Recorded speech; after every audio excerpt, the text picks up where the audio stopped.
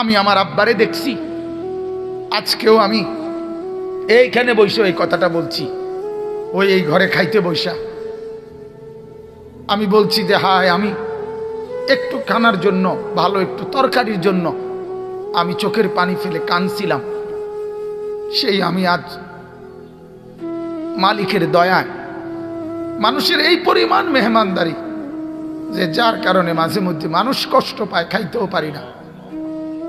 আমার আব্বারে আমি দেখছি, একটা গেঞ্জি আমার আব্বার ঘামের থেকে ভিজা, আব্বার গেঞ্জিটা ভিজা যাইতো, আব্বা এটা ধুইতে দিলে ঘামের গন্ধের কারণে আমি বলতাম যে আব্বা আমি ফাইতাম না, আমি ধুইতাম।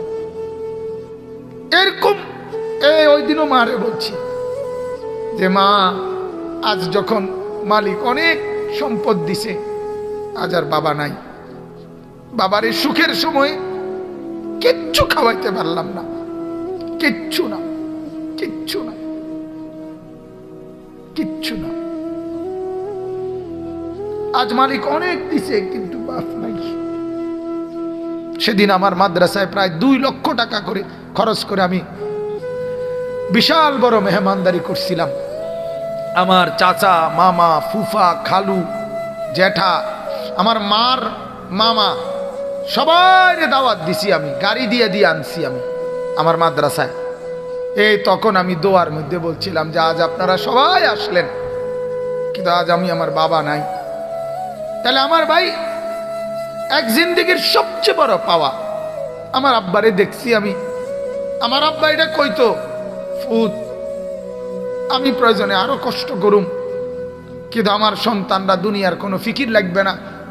বাবারে একটা কথা ছিল যে আমি চাই আমার 5টা ছেলে আলেম হবে, যেন আমার মরার পরে আমার কবরের চতুর্দিকে আমার ছেলেরাই দাঁড়াইতে পারে। কাজে এদূর যদি পাই আমার আর কিছু লাগবে না। তাইলে আমার বাপ, আমার ফিকির তো এটা থাকা চাই। আপনার কাছে আমার অনুরোধ, আল্লাহ এটাই বলছেন, ও আমার বান্দা, তোমাদের সম্পদ, তোমাদের সন্তানাদি তোমাদের জন্য পরীক্ষা। এটার লোভে পড়ে, এগুলোর ফান্দে পড়ে আমাকে ভুলো না, আমার খেয়ানত করো না, আমার রসুলের খেয়ানত করো না, আখিরাত বরবাদ করো না। এরপরে আল্লাহ বলেন, ওয়া আন্নাল্লাহা ইনদাহু আজরুন আযীম। আল্লাহ বলেন আমার কাছেই একমাত্র আছে মহা বিনিময়। অর্থাৎ দুনিয়ায় যা করে গেলা এগুলোর বিনিময়, এগুলো তোমার জন্য খুব বেশি বিনিময় আসবে না। আমি আল্লাহর জন্য যা করলাম, আল্লাহ বলেন কসম বান্দা, আমি এর প্রত্যেকটার উত্তম বিনিময় তোমাকে দেব। এই সোফা যদি 30,000 টাকা দিয়ে বানায়া থাকো, এই সোফা আখিরাতে তোমার জন্য কোনো পুঁজি দিবে না। আর আমার একটা সেজদার বিনিময়ে আমি আল্লাহ কোটি গুণ নেকি তোমারে ফিরিয়ে দেব। বুঝেন নাই কথাটা? এই জন্য আল্লাহ তাআলা, আল্লাহ বলেন আমার কাছে বিনিময়, আমাকে ভুলো না। বিবিকে রাজি করতে গিয়ে, ছেলেকে রাজি করতে গিয়ে, মেয়েকে রাজি করতে গিয়ে, সম্পদ জমাইতে গিয়ে বড় শিল্পপতি হবা, বড় কুটিপতি হবা, বড় পুঁজিপতি হবা, বিশাল গার্মেন্টস মেল ফ্যাক্টরির মালিক হবা, আর বিনিময়ে আমি আল্লাহরে হারায় যাবা, আমার রসুলকে হারায় ফেলবা, আখিরাত ভুলে যাবা, জাহান্নাম ভুলে যাবা, জান্নাত ভুলে যাবা। আল্লাহ বলে বান্দা না, এমনটা করো না, এমনটা করো না। ওই সম্পদ জমাইও না যে সম্পদ আল্লাহ ভুলায় দেয়। ওই বিবি বাচ্চা পাইলো না যারা আখিরাত ভুলায় দেয়। আল্লাহ আমাদেরকে বুঝার তৌফিক দান করেন, আল্লাহ আমাদের সবাইকে কবুল করেন, আল্লাহ আজকের এই মজমা কবুল করেন। যদি কোনো শক্ত কথা বলে থাকি মাফ করে দেন, কিন্তু আমার বাজান, আমি আপনাদের আখিরাত চাই, আমারও আপনাদেরও। মুরব্বীরা আপনারাও রাগ করেন না, আপনাদেরকেও শক্ত কথা বলছি, কিন্তু বলার উদ্দেশ্য হলো আমি আপনাকে স্পষ্ট বলতে চাই, আপনারা অনুরোধ, কেউ বিড়ি সিগারেট খাবেন না। কেন জানি আমার এই কথাটা আজকে বহুদিন ইদানিং এইবার বারবার এটা মনে হয় যে এই লোক নিয়মিত বিড়ি খায়। আমার কাছে মনে হয় ওই মুরব্বী যেন আল্লাহর কাছে, ফেরেশতার কাছে এটা বলে যে আমার সকাল বিকাল দুপুর সন্ধ্যা আমি বিড়ি ছাড়া, আগুন ছাড়া থাকতে পারি না। ও আল্লাহ, তোমার কাছে অনুরোধ, আগুন ছাড়া আমার দিন কাটে না, রাত কাটে না, সকাল কাটে না, বিকাল কাটে না। আল্লাহ তুমি তো দেখলা আগুন ছাড়া আমি থাকতে পারি না, অতএব আমারে কবরে আগুনেই রাখো, আমারে হাসরে জাহান্নামের আগুনে রাখো। আর নাই তো কি, আর কি কারণ হতে পারে কোন? এই জন্য বাপ, আপনি যদি আমার দাদা হন, আমি আপনার নাতি, আমি চাই আমার দাদা যেন হয় জান্নাতি। আপনি যদি আমার বাবা হন, আমি আপনার ছেলে, আমি চাই আমার বাবা যেন হয় জান্নাতি। আপনি যদি আমার চাচা হন, আমি চাই আমি ভাতিজা, আমার চাচা যেন জান্নাতি হয়। তোমরা যারা যুবক ভাই, আমি যদি তোমাদের ভাই হই, আমি চাই তুমি ভাই, দুই ভাই মিলে একসাথে যেন হই জান্নাতি। বলো না ইনশাআল্লাহ? দোস্ত, কত ছেলে আমগরে ভালোবাসো, আমরা জানি তো বাজান, কলিজা দিয়ে মহব্বত করো তোমরা আমগরে। এই মহব্বতের তাকাজায় হয় তুমি আমার মতো হও, নাহলে আমারে তোমার মতো বানাও। একটা করো, এক সাইডে হও। হয় তোমার কাছে আমারে নাও, নাহলে আমার কাছে তুমি আসো। একটা তো করো ভাইয়া। তুমি তোমার মতো, আমি আমার মতো, এ জিন্দিগি কেমনে চলবে? তুমি ফয়সালা দাও, তুমি ফয়সালা দাও। আল্লাহ তাআলা আমাদের সবগুলো যুবককে কবুল করেন, আমিন। এই জন্য পৃথিবীর সমস্ত নবী রাসূলদেরকে আল্লাহ তাআলা ছাগল চড়াইবার দিছে। ছাগল আগে চড়াই এলেছে, কারণ ছাগল চড়াইতে পারলে যেই ধৈর্য লাগে, এটা যখন হয় তো উম্মত চড়াইতে সুবিধা হয়, ঠিক না? হ্যাঁ, মুসা আলাইহিস সালাম এক থাপ্পড় দিয়া এক বেটারে হোতাই এলেছে, বেটা মরেই গেছে। কেমন রাগ ছিল ওনার। আল্লাহ তাআলা মুসা নবীকে দিয়ে 10 বছর ছাগল চড়াইছে।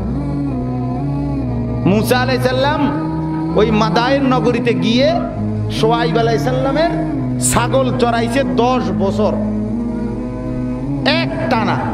এরপরে নবুয়ত দিছে, এরপরে নবুয়ত। মানে আল্লাহ তাআলা বুঝাইছে, মুসা তোমারে যেই জাতি দেওয়া হবে, এরার মতো শক্ত বেজাল্লা আর হবে না। এরা বড় ঝামেলাওয়ালা, তোমার মাথা যদি ঠান্ডা না রাখো তুমি পারতে না। এই জন্য আল্লাহ তাআলা ছাগল চড়ায়। যাই হোক, তো বলার উদ্দেশ্য হলো কাআন্নামা ইয়াসআদু ফিস সামা। আল্লাহ তাআলা বলেন, তার কলিজাকে আল্লাহ তাআলা এভাবে সংকীর্ণ করে দেয়, এবার যেন কেউ তাকে জোর করে আসমানে উপরের দিকে টানে। অর্থাৎ তাকে যেন জোর করে টানতেছে, সে আসতে চায় না। কারণ তার কলিজার ভিতরে তো কি নাই? জায়গা নাই। তার সিনার ভিতরে তো কি নাই? জায়গা না, এটা তো সংকীর্ণ হয়ে গেছে।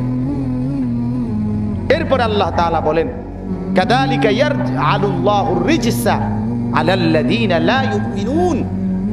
এভাবেই আল্লাহ তাআলা বেঈমানদেরকে তাদের অন্তর কালিমা দিয়ে, তাদের অন্তর নাফরমানি দিয়ে ঢেকে দেন।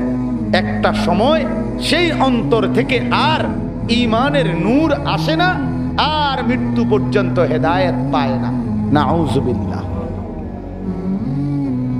আমার বাবারা, আমার ভাইরা, স্বাভাবিক তরজমা একটু কঠিন, আমরা সংক্ষেপে আপনাদের কাছে মূল কথাটা বললে ইনশাআল্লাহ আপনারা বুঝবেন।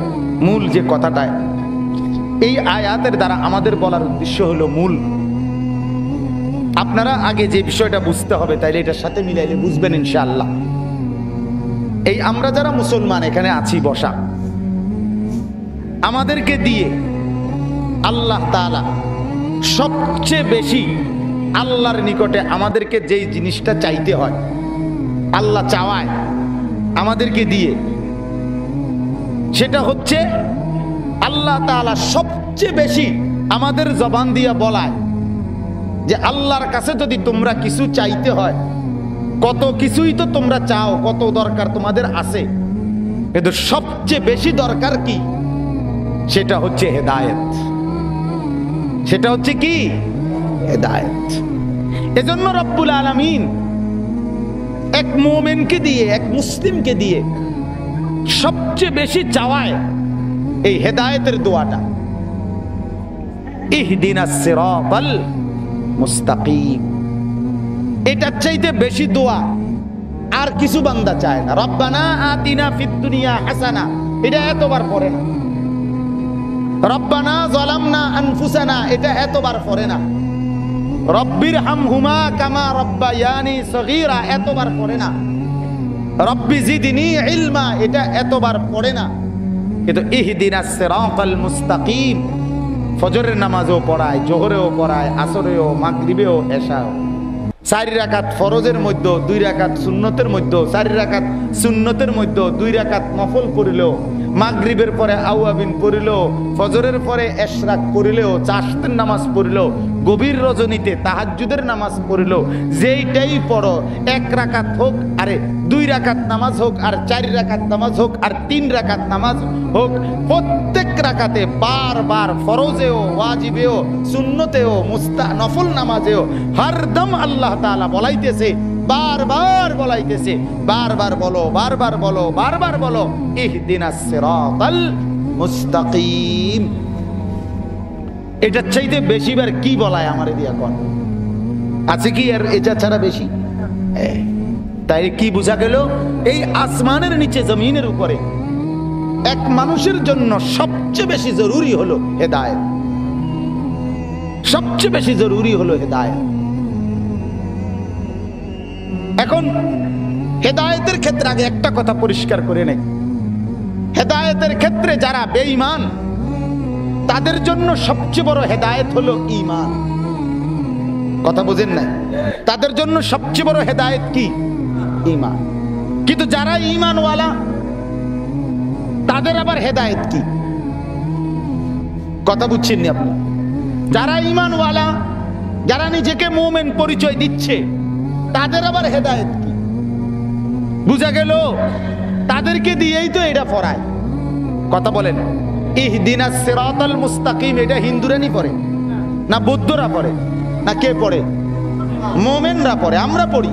তাহলে বুঝা গেল ঈমান তো আমার প্রথম, কিন্তু এটার পরেও আমার হেদায়েত দরকার আছে। ঠিক কি না বলেন না?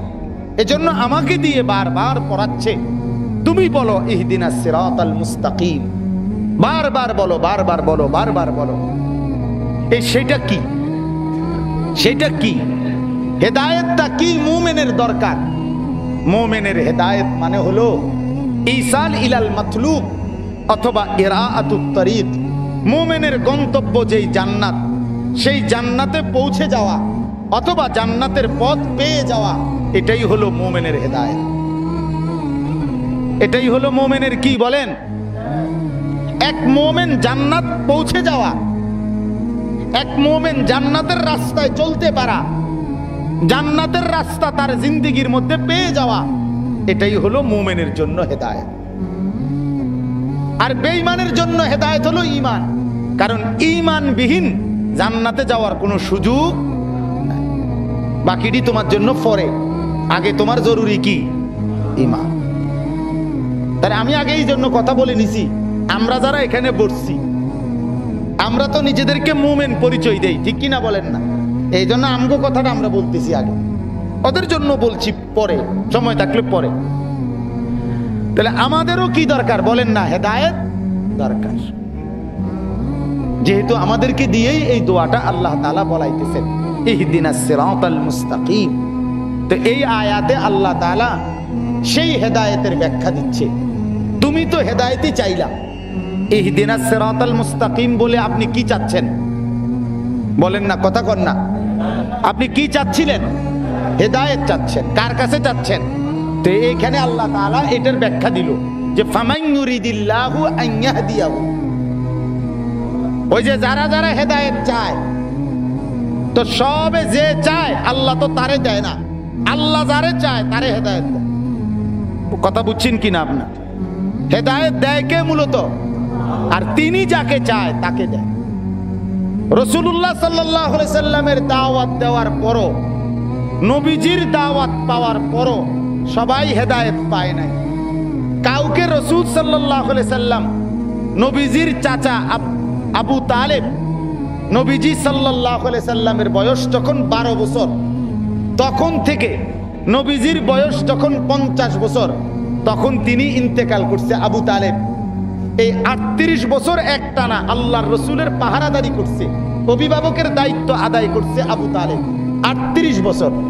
আর ঈমান অবস্থায় পাইছে নবীকে 10 বছর, 40 থেকে 50, 10টি বছর লাগাতার ঈমানের দাওয়াত দেওয়ার পরও, হেদায়েতের দাওয়াত দেওয়ার পরও আল্লাহ রসুল আবু তালেবকে কালেমা পড়াইতে পারে নাই। কেন? এটা রসুলের কোনো ব্যর্থতা নয়, এটা নবীজির কোনো দুর্বলতা নয়, এটা নবীজির কোনো সমস্যা নয়, নবীজির কোনো বিষয় নয়। তার জিম্মাদারি দাওয়াত দেওয়া আর ফয়সালা দেয় কে? অথচ চেহারা দেখেও অনেকে কালেমা পড়ছে। আল্লাহ রসুলের চেহারা দেখেই অনেকে কি করছে? মদিনার সবচেয়ে বড় সর্দার ছিল ইহুদিদের আব্দুল্লাহ ইবনে সালাম, ইহুদিদের সবচেয়ে বড় জ্ঞানী। রাসূলুল্লাহ সাল্লাল্লাহু আলাইহি ওয়াসাল্লাম মদিনায় আসার পরে এই আব্দুল্লাহ ইবনে সালাম ইহুদিদের সবচেয়ে বড় পণ্ডিত। উনি আল্লাহ রসুলকে আইসা দেখছে আর আগের থেকে ইহুদিদের কিতাব থেকে কিছু প্রস্তুতি নিয়ে আসছে যে মুহাম্মদকে ঠেকায় দিবে কিছু প্রশ্ন কইরা। তা আইসা বসবার পরে হাদিসের কিতাবে আছে আব্দুল্লাহ ইবনে সালাম বলে, ইহুদি সর্দার, ইহুদি পাদ্রী, সবচেয়ে বড় পণ্ডিত, সে আইসা বলে ফানাজারতু ইলাইহি, আমি এসে মুহাম্মদের দিকে তাকালাম। ফানাজারতু, আমি তাকালাম তার দিকে, ওয়া তাআম্মালতু, একটু শুধু ভাবলাম চেহারাটার উপরে। ফাআলিমতু আন্নাহু লাইসা বিওয়াজহিন কাযাবিন, আমি বুঝে ফেললাম এটা কোনো মিথ্যাবাদীর চেহারা হতে পারে না। ফাআসলামতু ওয়া কুলতু লা ইলাহা ইল্লাল্লাহ মুহাম্মাদুর রাসূলুল্লাহ, আমি বলে ফেললাম লা ইলাহা ইল্লাল্লাহ মুহাম্মাদুর রাসূলুল্লাহ। কোনো ইন্টারভিউ নাই, ওই যেগুলোর প্রস্তুতি নিয়ে আসছি এগুলো সব বাতিল। আমি শুধু ওই চেহারা দেখেই বুঝে ফেলছি এবং সেই চেহারাই আমাকে বলে দিছে এটা কি মিথ্যাবাদীর চেহারা নয়, এজন্যই কালেমা পড়ে মুসলমান হয়ে গেছে। তাহলে এটাও কার ফয়সালা? কথা বলেন, এটাও কার ফয়সালা? তাহলে একজন চেহারা দেখেই কালেমা পড়ে ফেলবে, আরেকজন 38 বছর ধরে ভাতিজারে চেনে, 10 বছর কালেমার দাওয়াত পাওয়ার পরও কি পায় নাই? ঈমান পায় নাই। কার ইচ্ছা বলেন? এই জন্য আল্লাহ তাআলা বলেন হেদায়েত তো তোমরা মুমিন সবাই চাচ্ছ, ইহদিনাস সিরাতাল মুস্তাকিম বলতেছো সবাই, কিন্তু আমি আল্লাহ যাকে হেদায়েত দেই, ফামান ইউরিদিল্লাহু আন ইয়াহদিয়াহু, আল্লাহ যাকে হেদায়েত দেয় তার হেদায়েতের বুঝ পাইছে কিনা, সে আসলে হেদায়েত পেল কিনা, এটা বুঝার উপায় কি? আল্লাহ তাআলা যার অন্তর ইসলামের জন্য খুলে দেয়, যার সিনার মধ্যে ইসলামটাকে বসায়া দেয়, যার কলিজার ভিতরে পুরা দ্বীন ও ঈমান ইসলাম আল্লাহ তাআলা স্পষ্ট আলোকিত করে দেয়, আল্লাহ তাআলা বলেন তারে দেখলেই তুমি বুঝবা আল্লাহ তারে হেদায়েত দান। আমার বলার উদ্দেশ্য এবারে কথাটাকে একদম সহজ বাংলায় বলি, তাইলে আপনারা একদম বুঝবেন যে মানুষটা নিজেকে মুমিন পরিচয় দেয় আর হেদায়েত চায়, যদি দেখেন তার পুরা জিন্দেগিটা ইসলামের উপরে চলে, যদি দেখেন তার পুরা জিন্দেগিটা নামাজ রোজা আর বন্দিগির উপরে চলে, সে হালাল বিহীন হারাম খায় না, সে সুন্নত বিহীন কোনো আমল করেই না, সে 5 ওয়াক্ত নামাজ পড়ার জন্য তাকে আলাদা করে কেউ চিল্লাইতে হয় না, তার জিন্দেগিটাই সে নামাজের সাথে মিলাই নিছে, তার জিন্দেগিটাই সে ওযুর সাথে মিলাই নিছে, তার জিন্দেগিটাই সে সুন্নতের সাথে মিলাই নিছে। সে টয়লেটে ঢুকলেই বাম পাও দিয়া ঢোকে, টয়লেট থেকে বের হলেই ডান পাও দিয়া বের হয়, মসজিদে ঢুকতেই সে ডান পাও দিয়া ঢোকে, মসজিদ থেকে বের হতেই সে বাম পাও দিয়া বের হয়। তার জিন্দেগি, সে সুদের টাকা হাতেই নেয় না, ঘুষের টাকা সে ধরেই না, হারামের টাকা সে নেয়ই না, তার জিন্দেগিটাই ইসলাম, তার ভিতরটার থেকে ইসলাম স্বতঃস্ফূর্তভাবে বের হয়, স্বাভাবিকভাবে আমলটা বের হয়। আল্লাহ তাআলা বলেন তার ব্যাপারে তুমি বুঝে নাও আমি আল্লাহ তাকে হেদায়েত দান।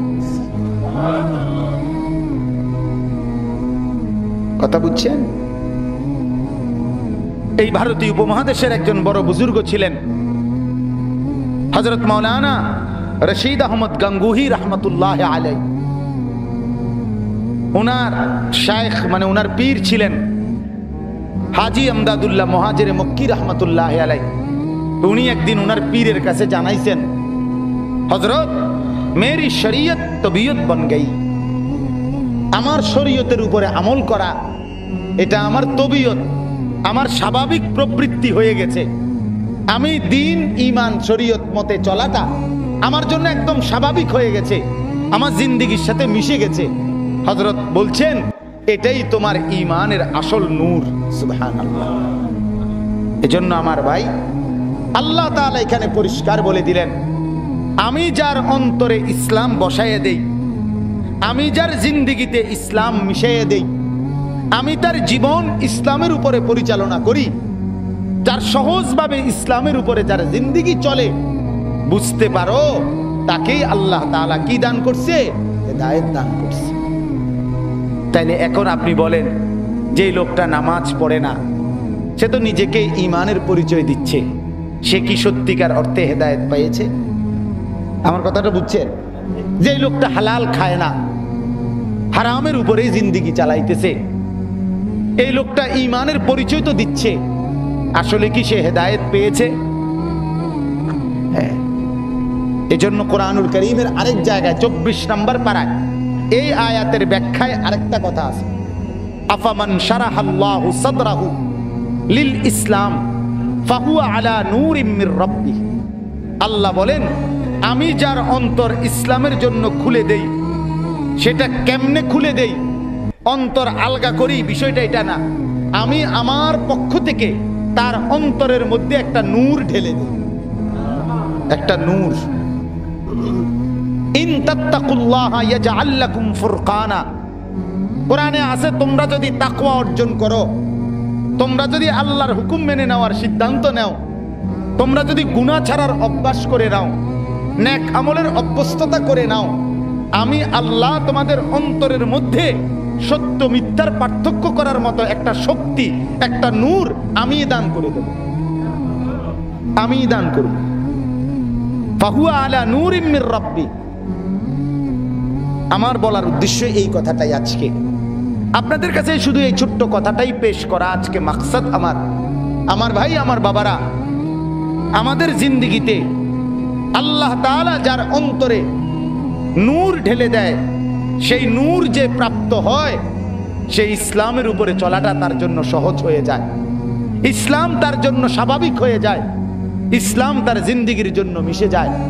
আপনারাই শুধু বলেন, নাস্তা খাওয়া একটা মানুষের স্বাভাবিক জীবনের অংশ, দুপুরের